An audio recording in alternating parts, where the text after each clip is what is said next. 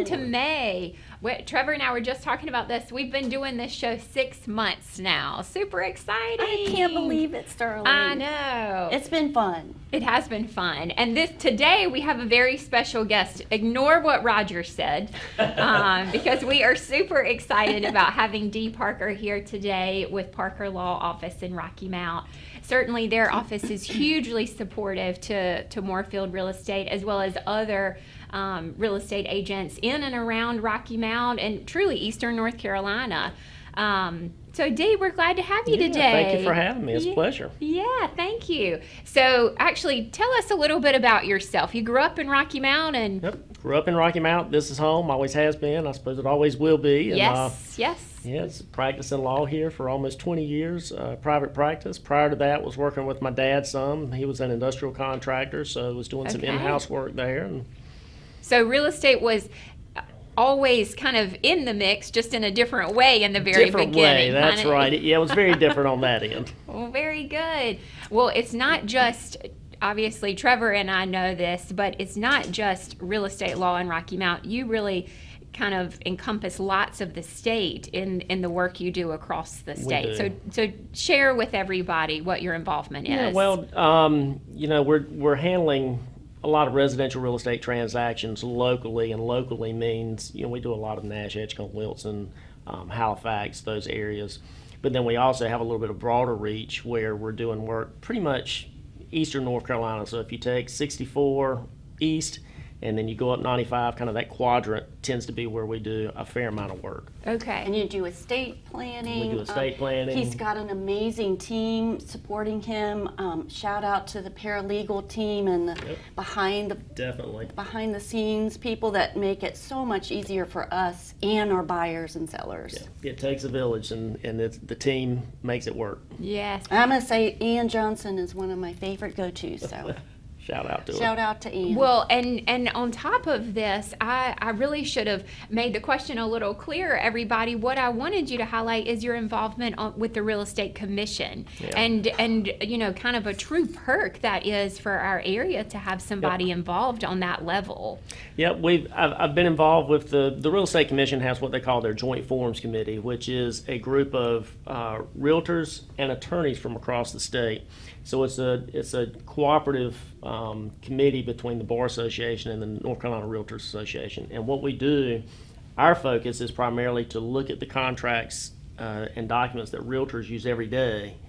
And then as we get calls in, hey, this needs to change, or we have this problem, we try to look at that and see how do we need to change those contracts so that they better protect the parties and help the transaction flow smoother, and so that it's clear what the transaction is. That is so great. I know you've come to us for input. It's kind of like a collaborative thing because they're, the forms are complicated and they change, and our industry's changing. So that's true. We love having you on that committee. So it's been very insightful and very good for me because I get to see, not just my end of doing the closings and things like that every day or being involved in the process, but again, to be able to see the collective wisdom of the people that have been on that committee for years and reasons why things were put in place, you understand it differently when you've got that perspective.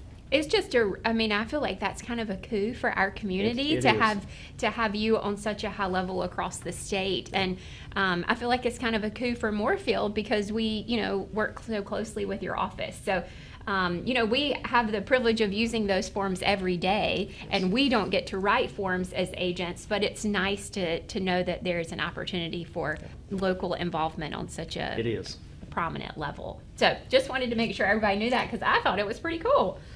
Okay, we talked about something that people often ask if they've closed in another state, right, Trevor? Why do we have to use an attorney? Help us. You have to use an attorney. Well, one of the reasons that we do that is because a closing, the actual act of doing the title search, making an opinion on who owns the property, what kind of issues are there with the property that need to be identified, ensuring that the funds are properly handled. Closing on a purchase of a real estate transaction in North Carolina is considered the practice of law. So it's kind of like any other thing where you have to have a license practicing medicine. That's one of those things where you want to have an attorney involved because they ensure that everything goes the way that it should. You want to be sure at the end of the day when you buy that house that you actually own it. That's right. That's Well, right. and here's That's the right. big question that we get as realtors. When the buyer is like, they don't think about this, but when a couple days before closing, they'll say, okay, great, when can I get my keys? When can I get my keys? That's right. Okay. That's right. So a couple answers to that. The first one, the quickest one is because that's what the contract says. But the contract in North Carolina says that for certain reasons. So let's think about it this way. If you're a buyer, you don't want the seller to get their money until you own the house, right? Right. If right. you're a seller, you don't want the buyer to get keys until you can get your money. Right. The time when that happens in North Carolina is when all the documents are recorded, because that's a clear point that says the buyer owns the house, the seller can get change their of money, possession and has you've got a occurred. changeover. So Okay. that's when buyers, can get their keys, is after everything's recorded. A lot of that's got to do with the special nature of how real estate works in North Carolina. It's different in other states. Other states, it's you're not as focused on when do you record. Right. But North Carolina is one of those states where we're called a race-based state. And that's because you're trying to race to the courthouse to get the documents recorded, and once it's on, you own it. And that's when a buyer can have their keys, Yeah. and that's when the seller can have their money. And when we, as realtors, are planning, when the buyer signs, we think ahead to say, hey, let's close on a Tuesday, Wednesday, or Thursday, because sometimes it gets, loan packages get delayed, and if it's on a Friday at 2, it might not record until Monday, and so the buyer gets very disappointed that they can't move in the house and it's sitting over the weekend. Right. So planning ahead really is important. Yeah, especially on the days before holidays, they can be the Oh, trickiest you're because right. if Yeah. you've got a lender and I've had that happen. and people disappear with the lender, but you've got to get a loan funded, and there's nobody there to fund it anymore because they've all left, and it's like hell. Oh, and people get so upset and angry. And we can't do anything about it because we're there trying to still record. Yes. But And it also has something to do with insurance too, right? yeah, you do have some insurance impact. So think of it this way: if let's say that a buyer gets keys before title has actually transferred, Right. and let's say you have a major catastrophe, house burns down. Okay. Well, the buyer's insurance, is it effective? They don't actually own title to the property yet. So you can have a situation where their carrier could say, well, you didn't own the property, you're not covered. Right. But then the seller's insurance says, well, buyer had already taken possession of the house. The seller didn't own it. Your coverage doesn't cover it. So you can wind up in this black hole where Yeah. it could be a mess. And you don't want to be Terrible. in that position. It's just better to wait until everything records. Perfect. So the Yeah. recording process, I've only had one, and it was in another county, not immediate here, and their internet was down, and so it took 2 extra days or something was down with the server. It took 2 extra days for it to record. That was a mess. But otherwise, typically that happens pretty quickly. It typically happens pretty quickly, especially with electronic recording Right, now. That right. has You facilitated rarely that go. process. You rarely go in and record. We right? rarely go now and record Okay. unless there's, an issue. Sometimes your counties will have issues, like you said, with internet being Yep, down. yep. Or you've had some where they've had some type of, like a cyber type threat. They've had to shut their networks down. So in those cases, you have to go in and record. Or during COVID, that was a good example where a lot of them went to, you've got to just go put things in a Dropbox. There's still ways to do it the old-fashioned way, which is go walk in and hand record, but that's not done often. no. Not done often. If we can e-record, we're going to e-record. Nice. And usually, as agents, we have the opportunity to go pull those deeds or warranty deeds up. How quickly? Do you have any idea how quickly they're posted? Some counties Counties may differ a different. little bit. So as far as how long it takes, different counties, like if you go in Wake County, from the time we submit to the time we record, it may only be 5 minutes. They are very Wow, fast. But if you go in Wake okay. County's Register of Deeds, they've got a lot of staff. So they'll Okay, have people okay. dedicated like cashiers for walk-ins. They've got a whole dedicated group that's there for e-recording. Right. Most of your other counties, it can, they can range from 30 minutes to an hour and a half, 2 hours. Some take a little longer. Some could be the next morning. Okay. So another thing, I know, our time goes fast. I know. I was thinking. Another thing I wanted to make sure to highlight with Dee here is estate planning. Yes. So that's something that, real estate is certainly an element of estate planning. but not the whole thing of estate planning. So you said there is one thing we talked about in the hall, that sometimes people think they've got it covered when they add names to a deed. Is that right? So talk us through that. Yeah, so we'll see, in doing real estate work, a lot of times we've had calls over the years for, well, can you just add my children to the deed, because I want to be, that's my estate plan, is I want to add children to the deed. and in some cases that may be okay. But it's not just a simple matter of let's add somebody to the deed. Usually you need to be able to sit down and you need to look at the entire situation, try and figure out what's going on, and figure out why are we trying to do this. So it's more involved than just doing a deed. And we'll even get those kind of calls now as people are purchasing property. Oh, well, let me add these people to the deed. And when I initially started out in private practice almost 20 years ago, estate planning was one of those areas that I really focused on. As the real estate picked up and we went to where we were primarily only handling real estate over the years, that I pulled back from that. But we're fortunate now that we've got another attorney in the office, Andrew Brooks, and that's what he does, is he focuses on estate planning, estate administration, which ties in well with the real estate, so that now people have that option.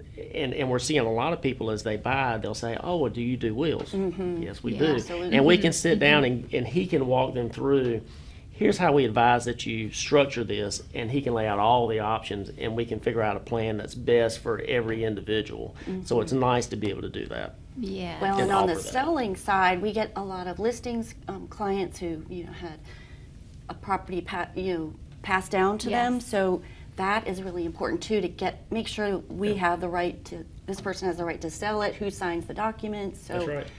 It helps there. It's a good tie-in for us, because we do often run into people that somebody's died, they've inherited property, somebody dies, they're alive and list the property, and then they pass away in the middle of the transaction.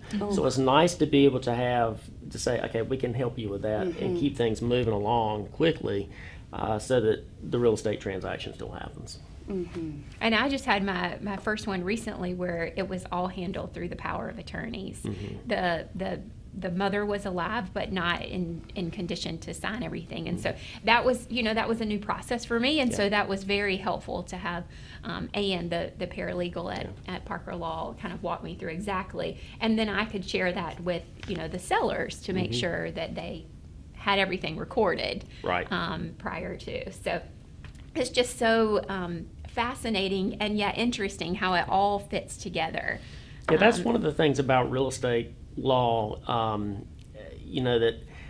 that's interesting to us that are inside doing it, and I'm sure the other attorneys do it as well, but it touches on so many other areas of the law that we've got to know about, kind of those arcane things that we learn in law school, these rules that nobody else uses, we're the ones that have to worry about it.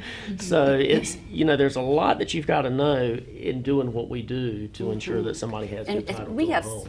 such a long process getting there, and then it all kind of falls to you all to make it all work. Yeah, and it's, and a lot of times what we do, it's difficult to see, well, what does the real estate attorney do?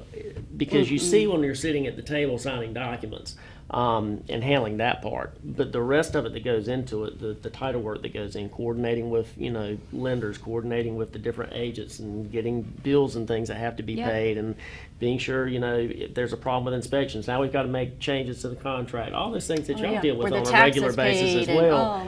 Those are things that we're trying to coordinate, and all of that goes on behind the scenes.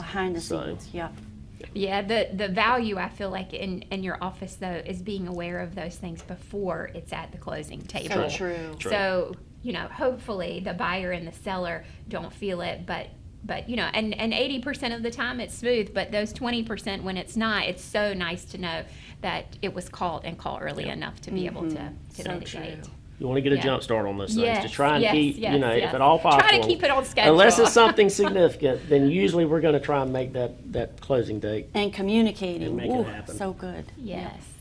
Well, the last thing was we talked about how the market has been pretty steady now, not crazy like it was a few years ago, but as we close out, you had commented that it certainly was crazy. It was back during the crazy COVID during times. COVID. It was just continual, nonstop. I think when the shutdowns initially started, I figured by July 4th, we would be home doing nothing. Right. But That's then, like you the know, case. but Oh my then, gosh. you know, by July 4th, it was, I think everybody practicing real estate was, you know, can I have a break? Have a Because it was break, like yeah. you were drinking from the fire hose. It was just tough. It was amazing. And at your office, you ended up putting that big thing up. Yeah, we- You know, you have to adapt to the environment. Yeah, but, we took some time to do some things like yeah, that, you know, which was nice, but, yeah, It was an unbelievable time. it was an unreal time. Unreal time. Unreal time. Yeah. But now, so I just wanted Dee to highlight that because, you know, we've talked about the kind of ebbs and flows of the market, and Trevor pulls the numbers and we look at them about once a month. So things still remain steady, nothing crazy like it used to be, but very steady. So Steady it's is really, good. really nice for our community to not have had that slump and just remained in a nice Well, and kind of consistent. yesterday I had a buyer that you wanted to make an offer, and there were multiple offers. I So, had one of those over the weekend too. Yeah, just when you think it's slowing, like it's not that Yeah. much. They're, yep, there Well they priced are. houses still Yep. move quick. I That's think we right. are well positioned and in a good market because of our proximity to the triangle. We're in a good spot. I do too. We really I do too. are. I do too. Well, y'all, thank you so much for joining us this morning. Dee, we'll have Thank to you have for you having back me. because I Yeah, don't feel like certainly. we I'd be Oh, still I glad know. have We quite still a have few lots questions. of things on here. Love And that. happy Mother's Day to all the Yes, mothers. happy Happy Mother's Day, Mother's everybody. Day. The Blooming Festival is in Nashville, so I know that'd be a fun thing. Oh, to that's go right. to. That is this weekend. Yes. Thank you all so Thank much for you. joining us. Thank Bye-bye. you.